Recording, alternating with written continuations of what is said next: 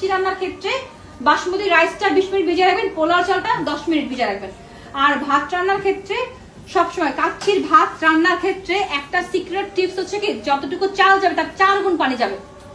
পানি যদি কম হয় ভাতটা কি হবে, স্টিকি হয়ে যাবে, এটা করা যাবে না।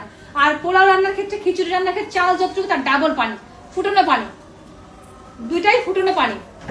কিন্তু ভাত রান্না করবেন কাচ্চির ভাত, সেক্ষেত্রে 4 গুণ যাবে পানি, পানি ফুটানো পানি। আর পোলাও রান্না করার ক্ষেত্রে 1 কেজি চালের জন্য 2 কেজি পানি নাও। ঠিক আছে আপু, এটা বেসিক একটা টিপস, এটা মাথায় রাখলে হবে।